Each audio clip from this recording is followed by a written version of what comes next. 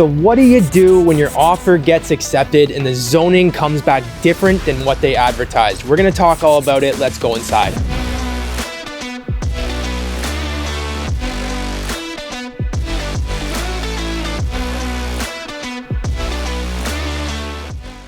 So right now in Ontario, you have a lot less time to do your due diligence. There's a lot more buyers than there are sellers. Houses are flying off the market.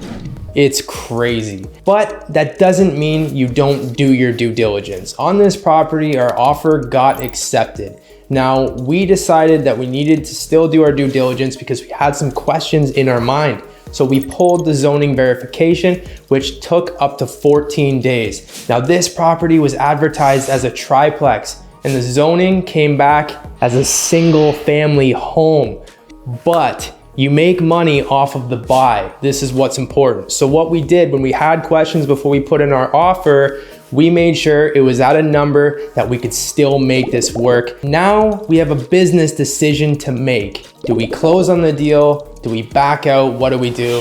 Let's let Ping explain that to you. We're under the impression that we're acquiring a legal triplex in Hamilton. So what we did is we actually verified the information with the listing agent as well as the seller. We also pulled the information off Geo Warehouse, the tax roll, and then you actually verify there's 3 different units in this location. So we feel very confident to make a firm offer, unconditional offer with a very short closing date for the seller. Even though our unconditional offer gets accepted, it doesn't mean our due diligence stops. Our team actually called the city building department to try to verify the zoning, and they got back to us that they only recognize the building as a duplex. So we call our lawyer to actually pull the zoning verification to figure out which information is correct. And guess what? The zoning verification came back as a duplex. It can only allow us to go up to duplex, but it's currently recognized as single family dwelling. Geo Warehouse tax roll says it's a triplex.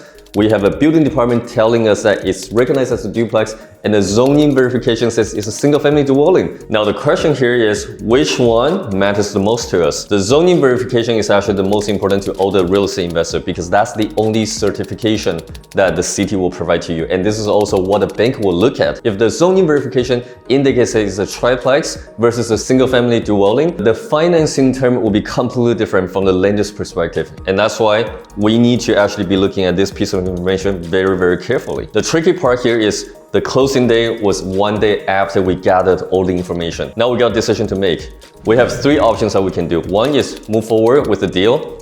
2, renegotiate the term with the seller. The 3 things that we just pull back and try to figure out how to get our deposit back. So initially, we actually decided to go back to the seller and try to renegotiate the price. And the reason is they did misrepresent the whole deal. They advertised as legal triplex, turned out to be single family. And actually, the seller was even surprised that the zoning verification was only recognized as a single family dwelling. And turned out the seller was unwilling to continue to go down with the price because we already got such a good deal from the get-go. Now we got a business decision to make. This deal is a little too sweet for us to back out. However, it also changed our game plan because it affects our BRRRR, our refinancing process, if it's not being recognized as a legal triplex. The adjustment that we're going to make is that instead of holding this property, we're going to flip it for a profit. And our number projection is the following. Initially, we want to BRRRR this property and then get the property value up to $900,000 for refinancing. Instead of actually pull the capital back, we're thinking that we just do a very minimal renovation. Instead of spending $125,000, now let's just spend $60,000. Freshen this place up. The purchase price for this property is only $650.